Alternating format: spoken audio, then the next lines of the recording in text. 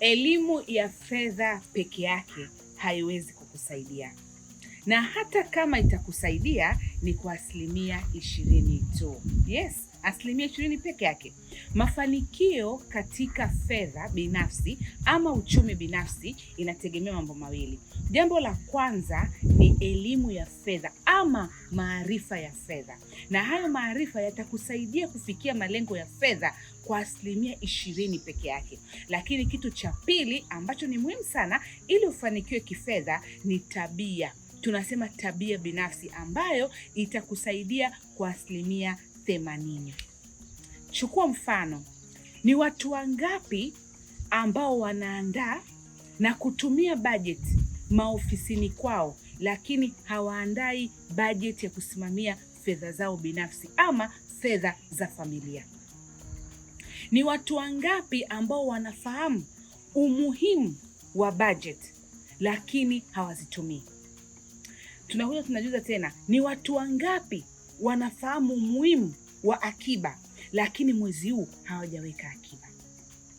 Ni watu wangapi ambao wanafahamu fursa za uwekezaji zilizopo katika soko la fedha na mitaji Tanzania lakini hawawekezi? Wanafahamu kuhusu hisa, wanafahamu kuhusu vipande, wanafahamu kuhusu hatifungani na wanafahamu kuhusu hizi fixed deposit ama tunasema dhamana za benki za muda maalum, lakini hawawekezi. Ni watu wangapi ambao wamechoshwa na mizigo mizito na maumivu ya madeni lakini bado wanakopa? Anamkopa Peter ili amlipe John, anamkopa Juma ili amlipe Asha, na kila mwaka anaongeza deni juu ya deni. Na hao watu wanafahamu kwamba ofisini 1/3 na wazuia, kwa hiyo wanakwenda kukopa kwenye mfumo wa nje ya ajira ili waliundike madeni, japo wanaelewa mzigo mkubwa wa madeni jinsi ambavyo umewalemea. Kwa hiyo kumbe kujua kitu na kwenda kukiishi ni vitu viwili tofauti. Nitakupa mfano mchache tu. Mpaka kufikia tarehe 31 mwezi wa 3 2026 tulikuwa na CDS account ambazo ziko active Tanzania 815,838. 800,000 tu, ambako ndani mule ni watu individuals na makampuni. Hizi tunaongelea ni idadi ya CDS, lakini wewe unafahamu Tanzania kuna raia kiasi gani? Sensa ilituambia, lakini katika raia hao wote jumla 800,000 tu, na wale wanaowekeza kwenye vipande kulingana na data za mwaka 2024 walikuwa 420,682. Lakini Watanzania wangapi ambao wana kipato wangeweza kuwekeza kwenye vipande?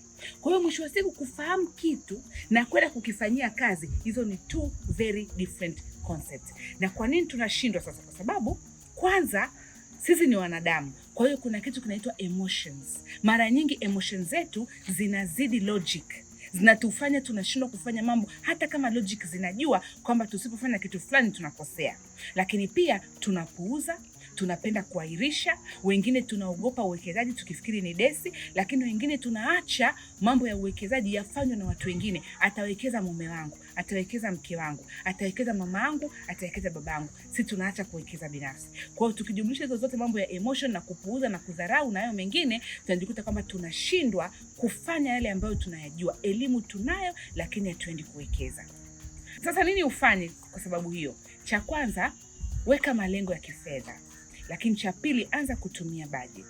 Weka akiba, fanya uwekezaji, alafu endelea kufuatilia mwenendo wako. Fanya review za mara kwa mara ili uweze kuoanisha malengo yako na hatua mbalimbali za kiuwekezaji na za kusimamia fedha ambazo unachukua. Kuna mtu anaitwa David Ramsey ashawahi kusema kwamba amesisitiza yale ambayo mimi nimekuwa nikiyasema kwamba mafanikio katika personal finance 80% ni tabia zako binafsi na 20% peke yake ndo knowledge ama maarifa kuhusu masuala ya fedha. Na akaendelea kusema kwamba you know what to do, go and do it. Naomba uniambie katika vitu vyote ambavyo umejifunza kuhusu fedha kwa mwaka huu, kama ni kuwekeza, ni kuweka akiba, chochote ambacho umejifunza, niambie hapo kwenye comment.